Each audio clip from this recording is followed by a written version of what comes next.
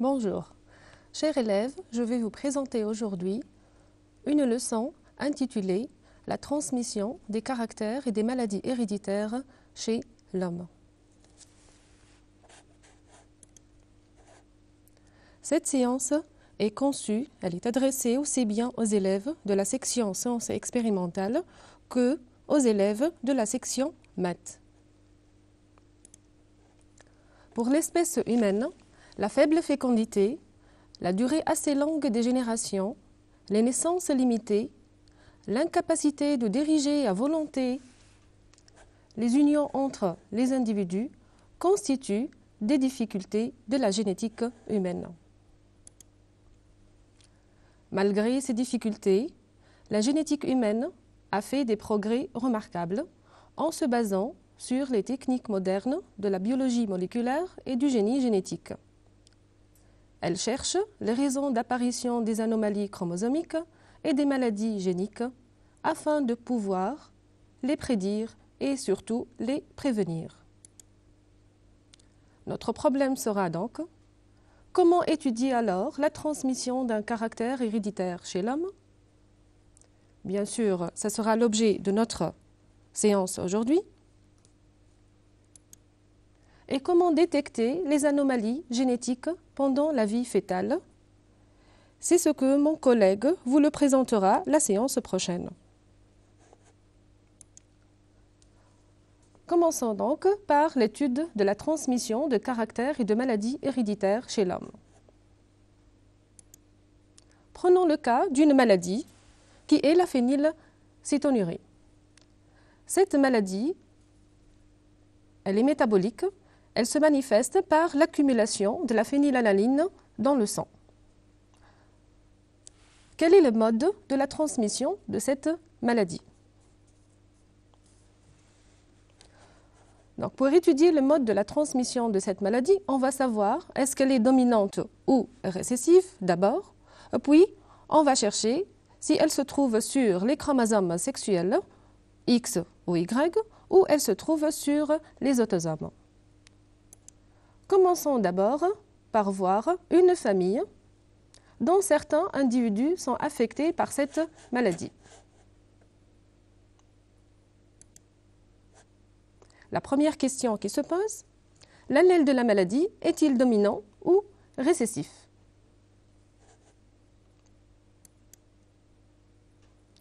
La réponse, pour savoir que cette maladie elle est dominante ou récessive, on doit prendre deux parents. On observe par exemple le parent 1, 1 et 1,2.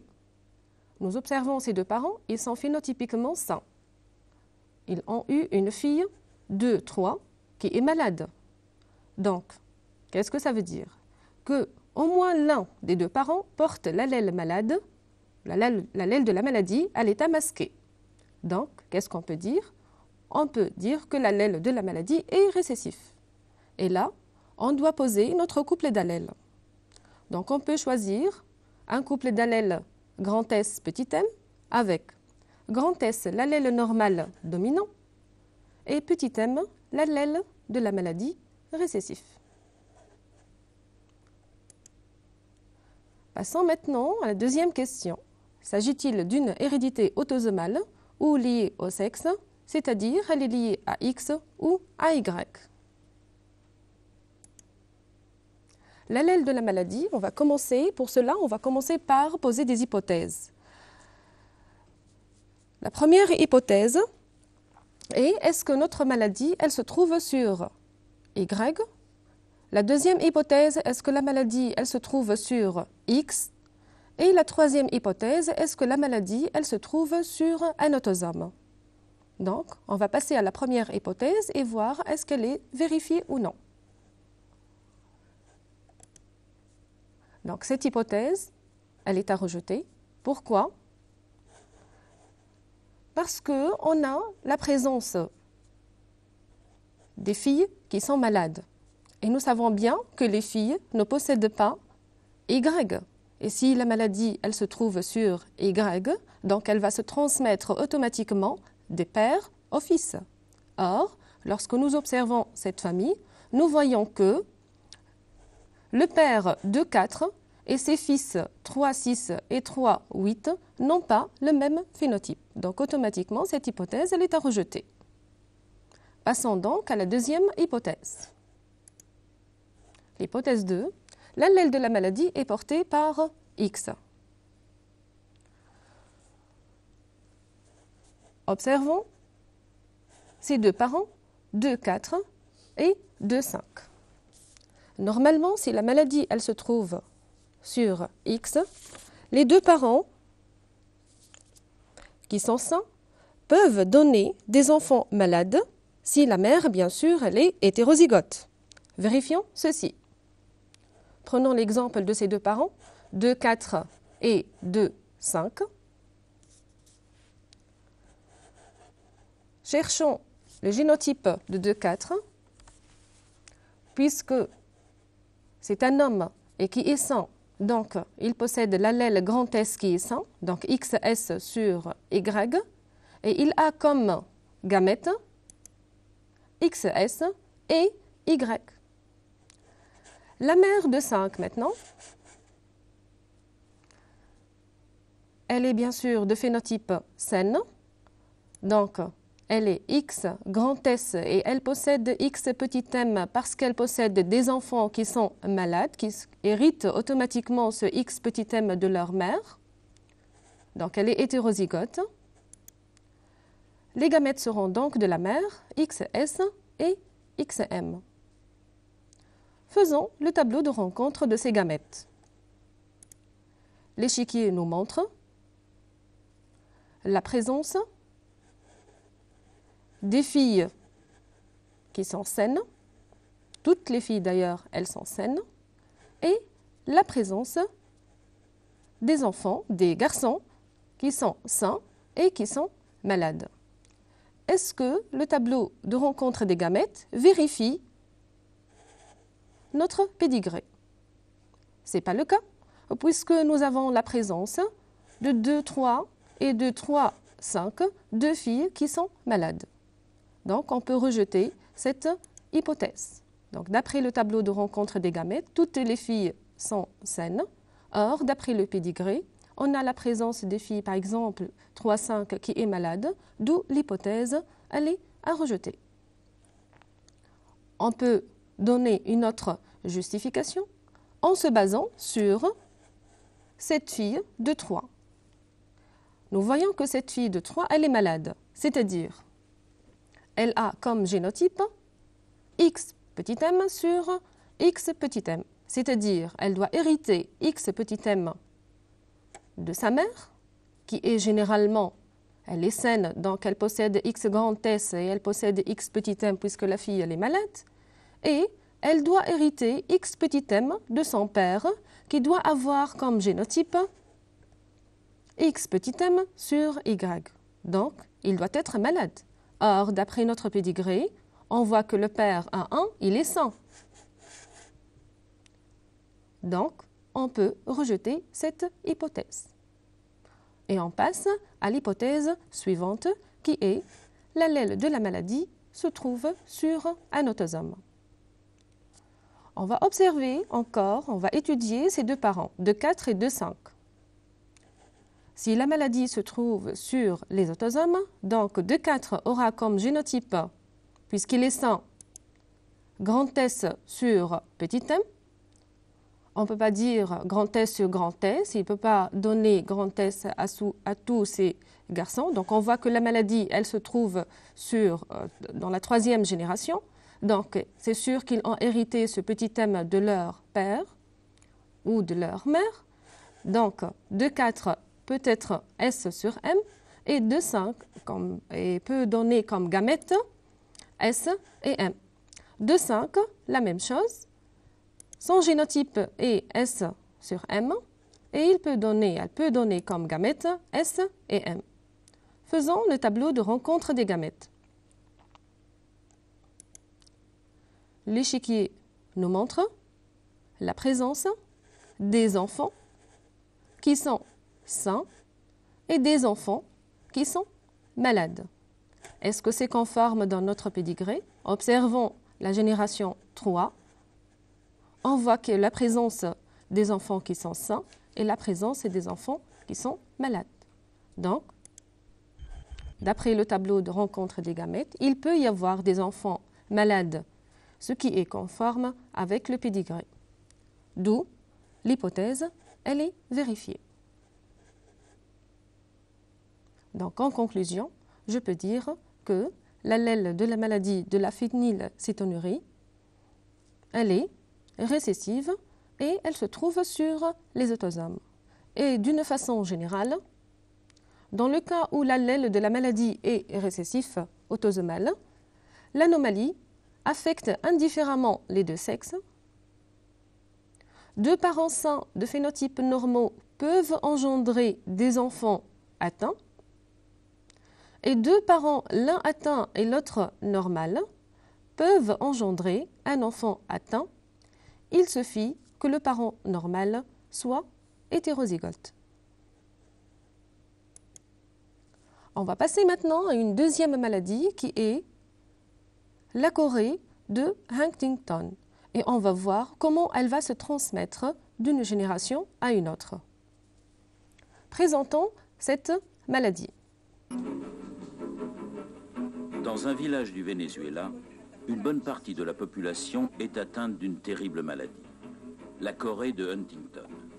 Tous les habitants de ce hameau descendent d'un ancêtre commun qui a transmis le gène de la maladie. Ce gène est dominant. Les premiers symptômes apparaissent vers 40 ans. En quelques années, le malade perd le contrôle de ses mouvements et de son comportement. Il devient grabataire et meurt entre 50 et 60 ans. Si un homme ou une femme est atteint, ces enfants ont une chance sur deux d'être malades, mais ils ne le sauront pas avant l'âge de 40 ans. Parmi ceux qui vivent sous cette menace, certains veulent savoir ce qui va leur arriver, d'autres non. Tous vivent dans la crainte.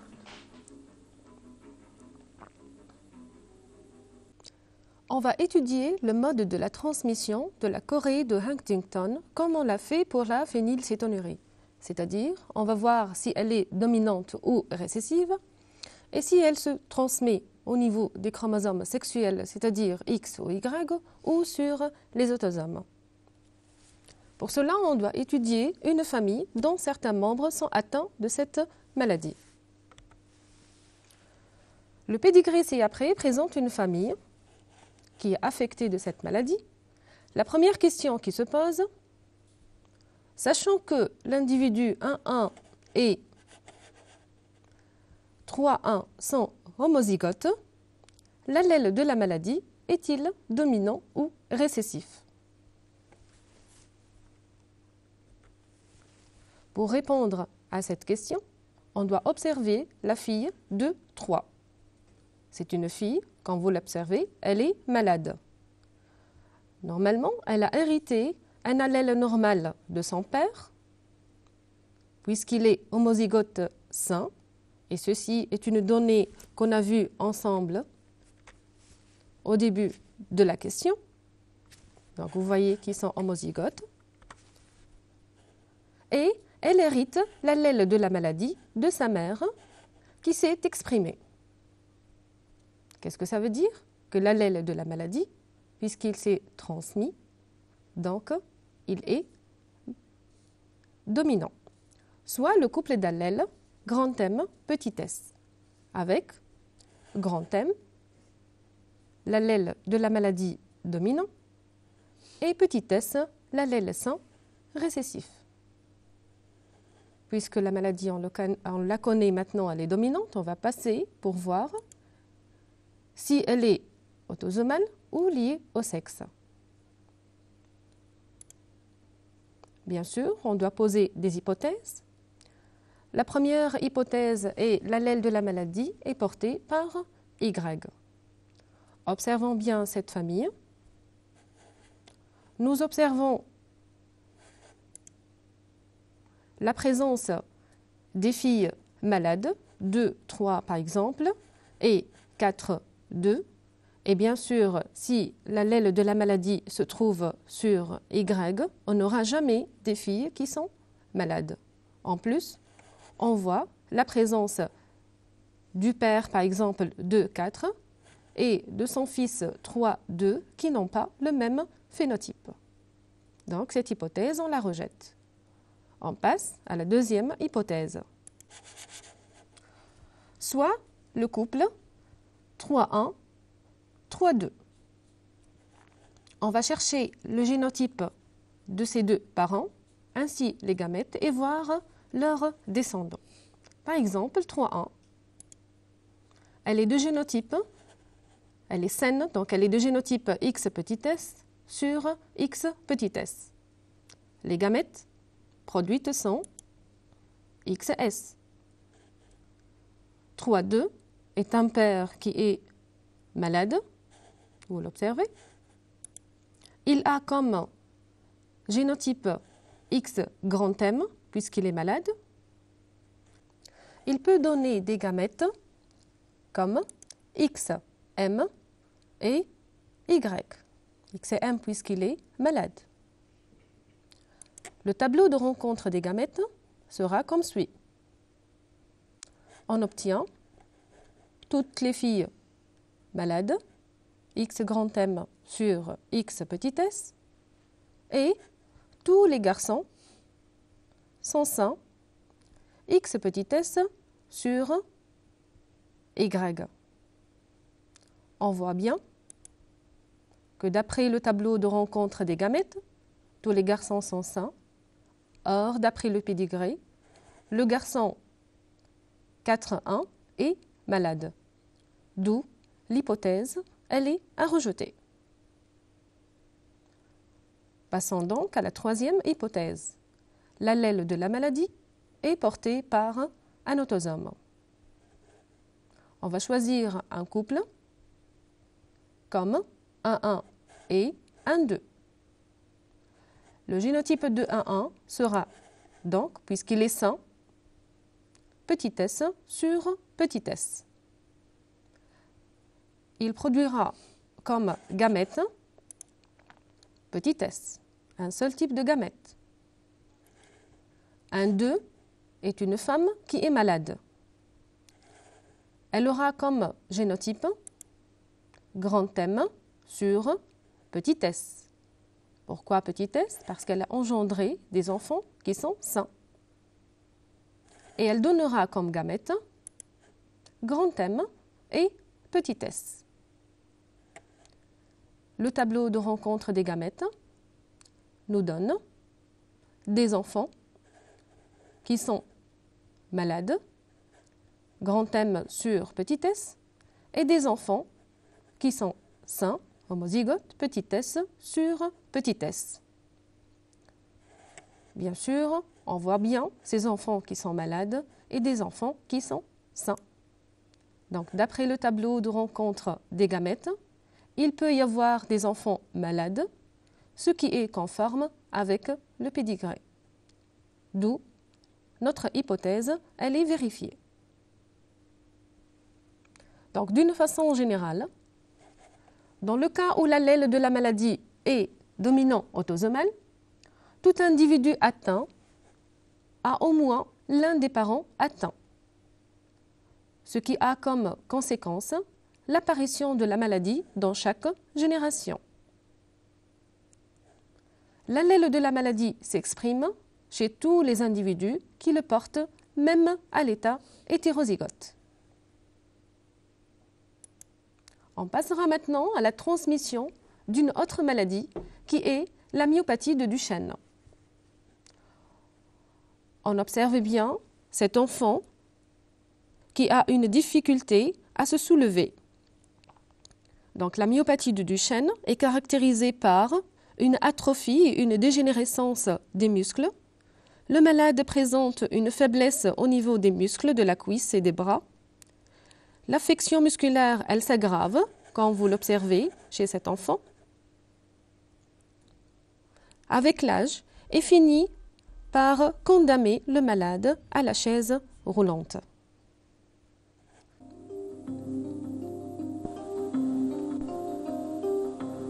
Certaines maladies héréditaires sont liées au sexe. C'est le cas de la myopathie de Duchenne, maladie musculaire grave qui frappe les garçons. Qu'est-ce que c'est que d'être le père d'un enfant myopathe? C'est pas toujours drôle. C'est voir un garçon naître, c'est voir un bel enfant. Jusqu'à la période de la marche. S'apercevoir à l'âge de la marche quelque chose qui ne va pas très bien.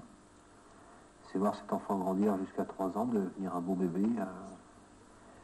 Et puis à 3 ans, apprendre qu'il est perdu, qu'il a une maladie qui détruit ses muscles, contre laquelle on ne peut rien. C'est le voir s'arrêter à 9 ans, s'arrêter de marcher. Et c'est à partir de 15 ans maintenant avoir des difficultés pour respirer. Étudions le mode de la transmission de cette maladie, comme on l'a fait précédemment pour les 2 autres maladies. On va prendre une famille dont certains individus sont affectés par cette maladie. La question qui se pose, cette maladie est-elle dominante ou récessive? Prenons le couple 1-1 et 1-2. Ces 2 parents sont phénotypiquement sains. Ont eu un garçon, 2-3 malades. Donc au moins l'un des 2 parents porte l'allèle malade à l'état caché, d'où l'allèle de la maladie est récessif. On peut poser donc notre couple d'allèles, grand S, petit m, avec grand S sera l'allèle normal dominant et petit m, l'allèle de la maladie récessif. Allons voir, est-ce que cette maladie, elle est autosomale ou liée au sexe? On va poser notre première hypothèse. L'allèle de la maladie est porté par Y. Cette hypothèse, on va la rejeter car, si c'était le cas, tout fils atteint devrait avoir un père atteint. Or, nous avons le père 1-1 est sain, et son fils 2-3 est malade. Donc, ce n'est pas le cas. On passera donc à la deuxième hypothèse. L'allèle de la maladie est porté par X. Prenons le couple 1-1 et 1-2. 1-1 est un père qui est sain. Son génotype est X grand S sur Y. Il donne les gamètes suivantes, XS, Y. 1-2 est une mère saine. Donc, elle a comme génotype XS sur XM. Et elle donne comme gamètes XS et XM. Le tableau de rencontre des gamètes donne les résultats suivants. On voit bien la présence des filles qui sont saines et des garçons qui sont sains et malades. Bien sûr, d'après le tableau de rencontre des gamètes, seuls les garçons peuvent être atteints, ce qui est conforme avec le pédigré. D'où l'hypothèse, elle est à retenir. Regardons si le gène peut être porté par un autosome. On passe donc à la troisième hypothèse, l'allèle de la maladie est porté par un autosome. Soit les 2 parents, 2-4 et 2-5. 2-4 est une mère saine. Elle a comme génotype S sur M. Elle donnera les gamètes suivantes, S et M. 2-5 est un père sain. Il a comme génotype S sur M, puisqu'il a des enfants qui sont malades. Et il donne les gamètes S et M. Le tableau de rencontre des gamètes nous montre la présence des enfants qui sont malades, comme on l'a dans notre pédigré.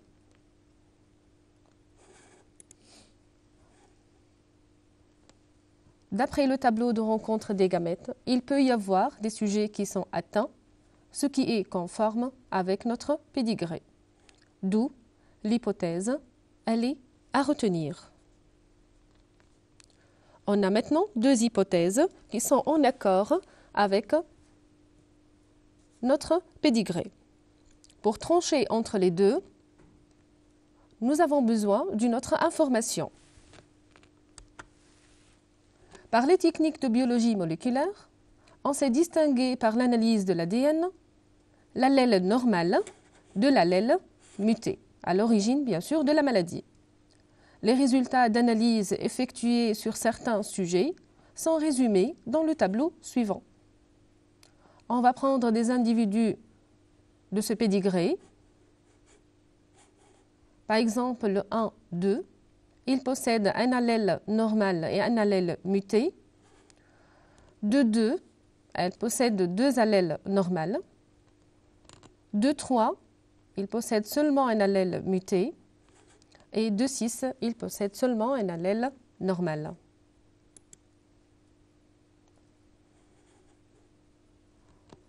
Donc, d'après ces résultats,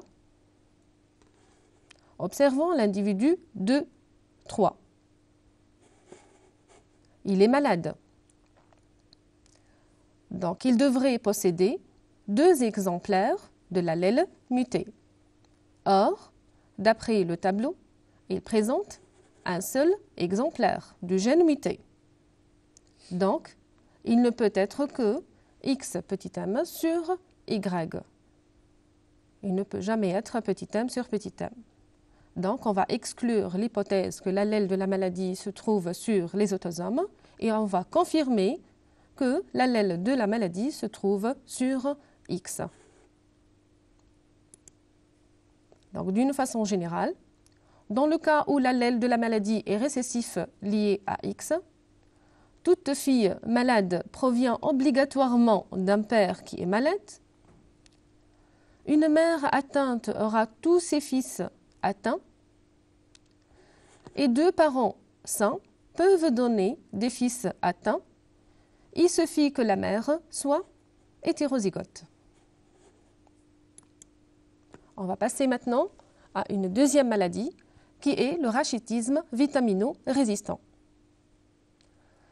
C'est une sorte de rachitisme résistant à la vitamine D. Cette maladie est due à la mutation d'un seul gène qui existe sous deux formes alléliques. L'un normal, l'autre muté, déterminant le rachitisme. On va étudier le mode de la transmission de cette maladie. Nous avons ici un arbre généalogique qui présente la transmission de cette maladie. Sachant que la femme 2, elle est homozygote, l'allèle de la maladie est-il dominant ou récessif?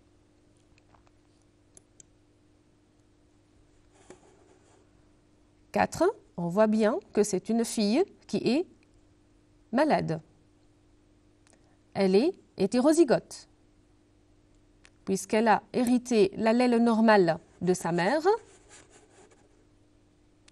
Bien sûr, elle est homozygote, comme on l'a dit au début, donné de l'exercice. Et l'allèle de la maladie de son père. Et comme elle est malade, ceci prouve que l'allèle de la maladie, il est dominant, il s'est exprimé. On peut donc poser notre couple d'allèles, grand M, petit s, avec grand M qui est l'allèle dominant de la maladie, bien sûr, et petit s, l'allèle normal récessif. Voyons maintenant s'il s'agit d'une hérédité autosomale ou liée au sexe. Hypothèse 1, l'allèle de la maladie est porté par Y. Cette hypothèse, elle est à rejeter car vous voyez la présence des filles 4 et 9 qui sont malades. Et vous voyez bien que le père, par exemple 3, et son fils 6 n'ont pas le même phénotype. Hypothèse 2. L'allèle de la maladie est porté par X. Prenons le couple 5 et 6. 5 est une mère saine de génotype X petit s sur X petit s. Elle donne seulement le gamète de type X petit s. 6 est un père malade. Il a comme génotype X grand M puisqu'il est malade sur Y. Et il donne comme gamète X grand M et Y. Le tableau de rencontre des gamètes nous donne les résultats suivants. On observe bien que toutes les filles sont malades hétérozygotes et tous les garçons sont sains. Donc vous voyez bien la présence d'une fille 9 qui est malade et des garçons 8, 10 et 11 qui est sain. Donc, on voit bien que notre hypothèse, elle est vérifiée. Si nous passons par exemple à ce couple, 1, 2, ils ont donné aussi une fille qui est malade.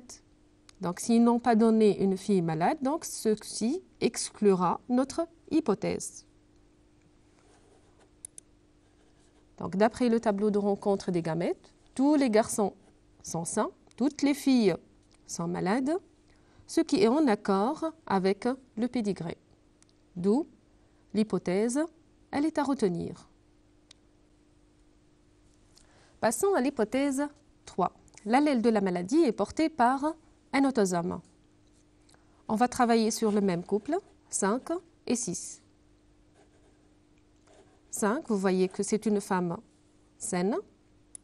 Elle a comme génotype petit s sur petit s, puisque la maladie elle est dominante et l'allèle sain il est récessif.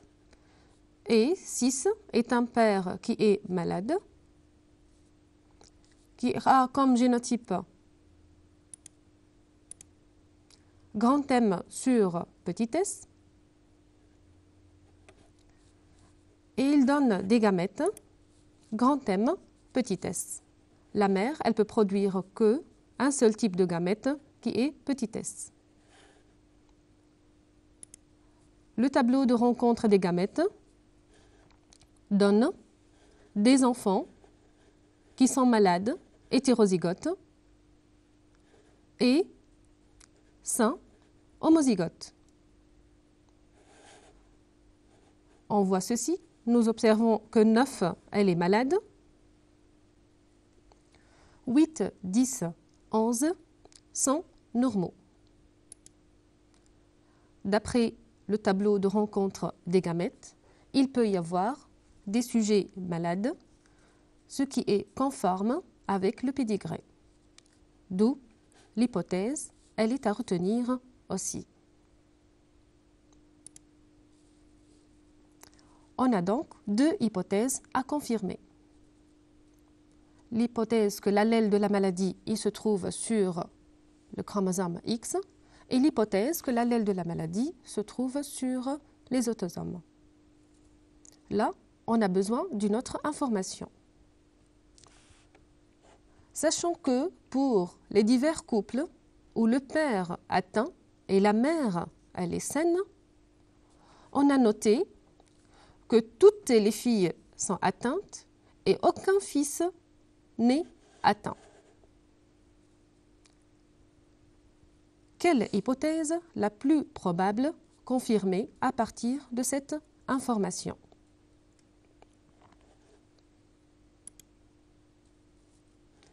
Normalement, si la maladie elle est autosomale, elle se transmet de la même manière pour les deux sexes. Et il n'y a pas de raison de ne pas avoir des fils atteints, issus de pères atteints. Donc, l'allèle de la maladie ne peut être porté que par X. Dans le cas où l'allèle de la maladie est dominant porté par X,